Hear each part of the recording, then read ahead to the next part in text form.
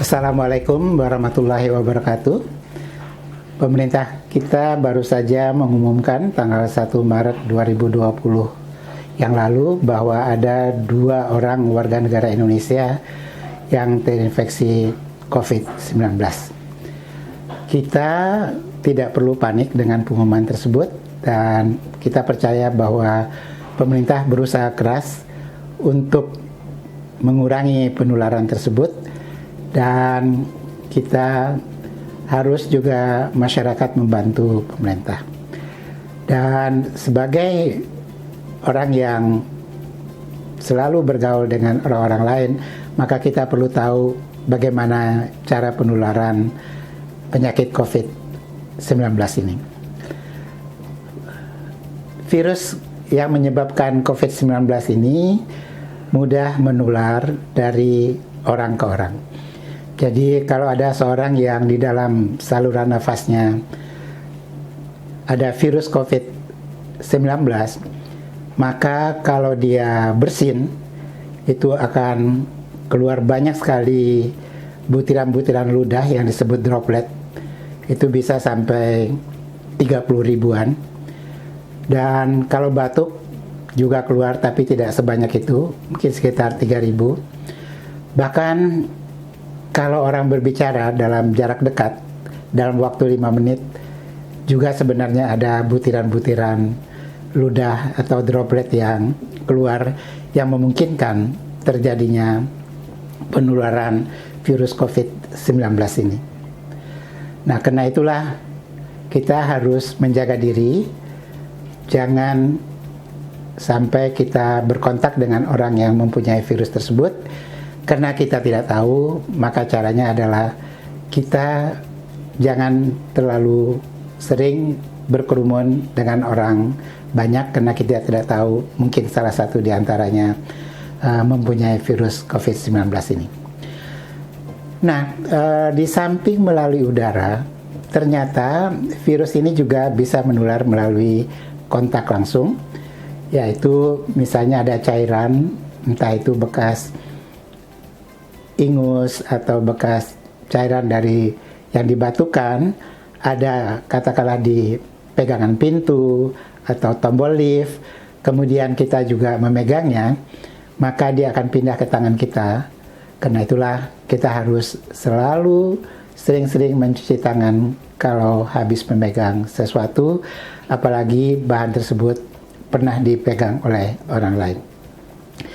Nah, di samping itu ada cara supaya kita tidak menulari orang lain kalau kita mempunyai virus COVID-19 ini ataupun virus-virus lain, yaitu dengan cara memakai masker. Nah, masker ini ada 2 macam. Satu, masker respiratori yang sering juga disebut masker N95, dan satu lagi adalah masker surgikal yang banyak dipakai oleh para dokter atau perawat. Nah, untuk mencegah supaya droplet cairan ludah kita tidak mengenai orang lain, kita cukup memakai masker surgikal atau masker bedah ini.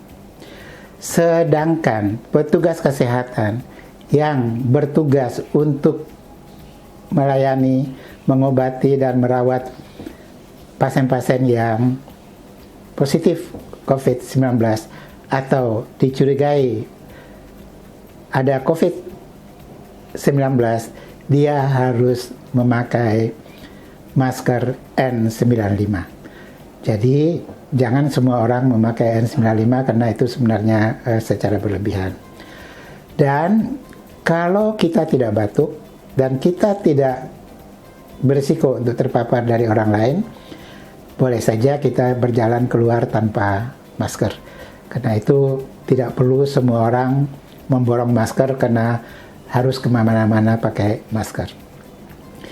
Pemerintah sendiri juga kemudian sudah mengupayakan di beberapa tempat menyediakan screening, adanya thermoscanner yang bisa melihat apakah suhu tubuh kita naik atau tidak, dan kalau kita ada gejala, dianjurkan oleh pemerintah bisa menghubungi pusat-pusat layanan sehingga bisa dilakukan pemeriksaan. Banyak orang yang merasa takut kalau dia nanti dikarantina, diisolasi, tidak boleh bertemu keluarga, dan tidak tahu di karantina itu diapakan. Nah, isolasi dan karantina ini adalah upaya untuk mencegah supaya orang yang mempunyai virus ini atau dicurigai mempunyai virus ini tidak menularkannya ke sekitarnya, kepada keluarga-keluarga yang cintanya, kepada teman-temannya, kepada karyawan sesama kantor. Dan kalau sudah dipastikan bahwa dia tidak mengandung atau tidak ada virus ini di saluran cernanya dan dia tidak sakit, maka dia tentu boleh kembali ke rumah dan ke tempat kerjanya.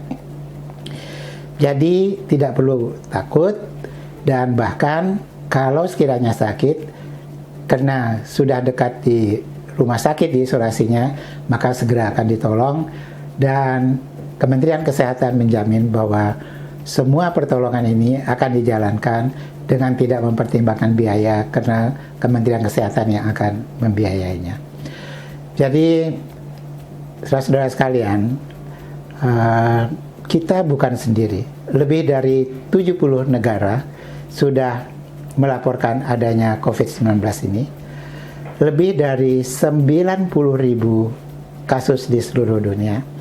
Jadi adanya 2 kasus di Indonesia tidak perlu terlalu dikhawatirkan. Hanya saja kita ikuti apa yang dianjurkan oleh para dokter, oleh pemerintah, supaya penularan COVID-19 ini di Indonesia tidak bertambah banyak. Terima kasih. Wassalamualaikum warahmatullahi wabarakatuh.